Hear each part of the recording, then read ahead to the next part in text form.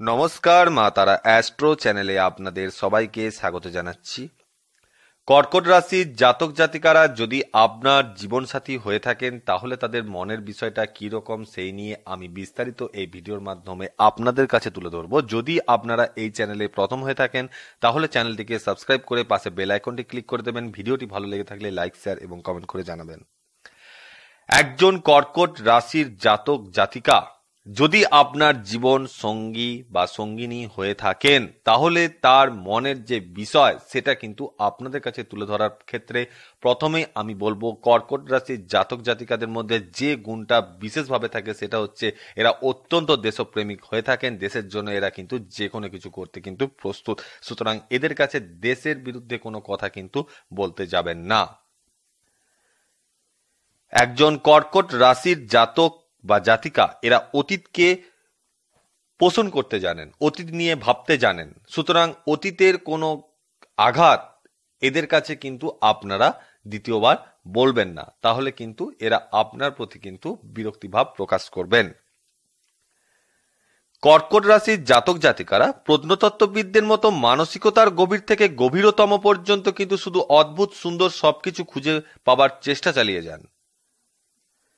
যে ক্ষেত্রে আপনাদেরকে বলবো, আপনার যদি কর্কট রাশির জাতক জাতিকাদের সেই কাজে যদি বাধা দিয়েছেন, তাদের কল্পনা শক্তিতে যদি বাধা দিয়েছেন, তাহলে কিন্তু তারা আপনাকে কিন্তু ছেড়ে কথা বলবেন না। প্রত্যেক কর্কট রাশির জাতক জাতিকাদেরই অভিব্যক্তি প্রকাশের ক্ষেত্রে একটা বিস্ময়কর ক্ষমতা কিন্তু রয়েছে। আর কল্পনার উপর কর্কটদের নিয়ন্ত্রণ এতই মাধুর্যময় আর তাদের ভাবাবেগও এতই তীব্র যে তারা আপনাকেও কিন্তু কল্পনার জগতে নিয়ে যেতে পারে।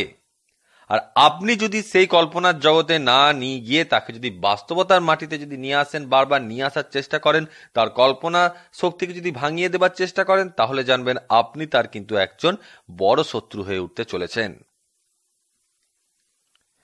তাদের কল্পনা জুড়ে থাকে সুখ, দুঃখ, ভয়, সহানুভূতি, আনন্দ আর যন্ত্রণা। তার দ্রুত স্মৃতিচারণ ক্ষমতা মস্তিষ্ক এসব অনুভূতিগুলো সহজেই কিন্তু খুঁজে নিতে পারে।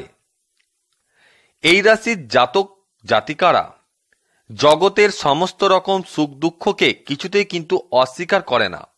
এরা কল্পনার জায়গায় থাকতে পারে, কিন্তু জগতে যেটা ঘটছে সেই সুখ দুঃখকে কিন্তু এরা অস্বীকার করে না। তবুও আমি বলবো এদেরকে বাস্তবে নিয়ে আসার চেষ্টা কিন্তু আপনি করবেন না। এরা কল্পনায় যেটা ভাবছে তাকে ভাবতে দিন, দেখুন সে নিজেই কিন্তু বাস্তবটাকে চিনতে পারবে।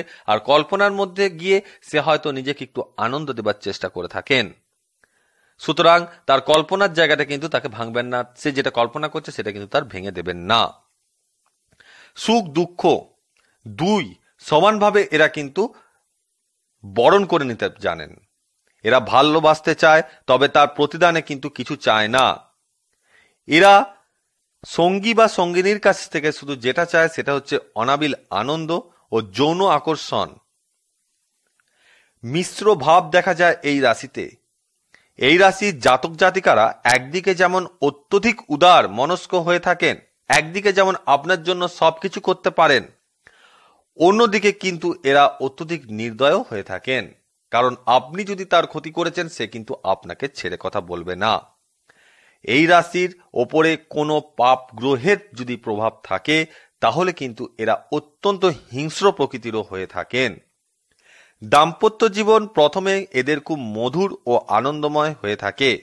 বিবাহের কয়েক বছর পর থেকে কিন্তু একটা অশান্তি কিন্তু হঠাৎ করে এদের জীবনে চলে আসে এবং মধুর যে বিবাহ বন্ধন সেখানে কিন্তু একটা কালির প্রলেপ পড়ে এবং সেটা কিন্তু বিবাহ জীবনে যে শান্তি সেটা কিন্তু নষ্ট করে দেয়, যে মাধুর্যতা সেটা নষ্ট করে দেয়। অর্থাৎ যে কোনো মধুর সম্পর্ককে কিন্তু এরা নষ্ট এদের হয়ে থাকে।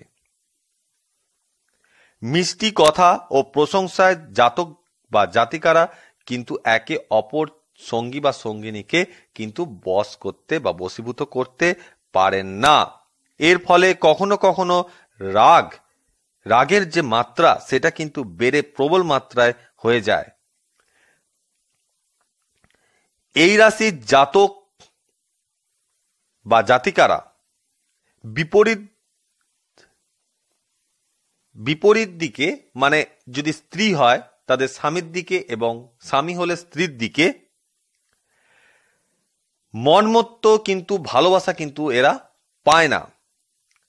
আর এখানেই যে সমস্যাটা সৃষ্টি হয় সেটা হচ্ছে, যদি একে অপরের থেকে যদি ভালোবাসা না পায় তখন কিন্তু এই কর্কট রাশির জাতক তারা কিন্তু অন্য নারীর কাছ থেকে সেই ভালোবাসা পাওয়ার জন্য কিন্তু ছুটে যায়, আর জাতিকারাও কিন্তু অন্য পুরুষের কাছ থেকে সেই ভালোবাসা পাওয়ার জন্য কিন্তু ছুটে যায়।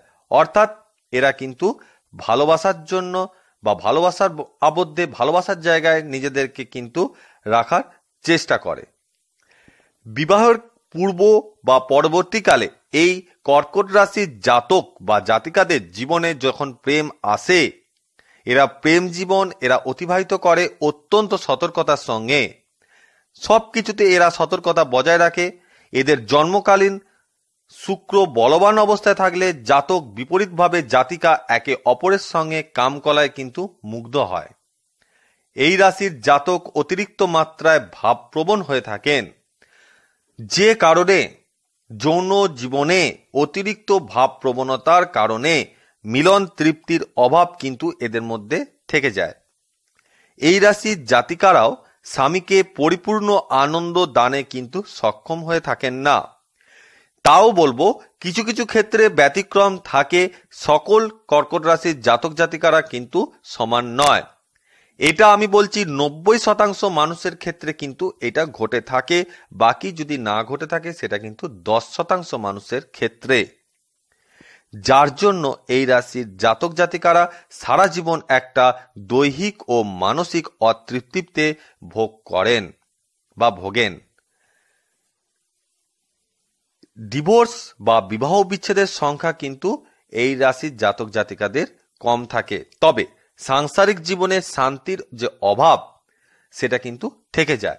বিপরীতভাবে বলা যায়, কর্কট রাশির জাতক বা জাতিকাদের মূল জন্মকুণ্ডলিতে শুক্র বলবান অবস্থায় থাকলে দাম্পত্য জীবনকে কিভাবে পরিচালনা করলে আরো সুন্দর ও মধুময় হয় তা কিন্তু এই কর্কট রাশির জাতক জাতিকারা ভালোভাবেই জানেন। আজকের যে বিষয়টি ছিল সেটা হচ্ছে, কর্কট রাশির জাতক জাতিকারা যদি আপনার জীবনসাথী হয়ে থাকেন তাহলে তাদের মনের বিষয়টা কিন্তু আমি বিস্তারিতভাবে আলোচনা করলাম আপনাদের সঙ্গে।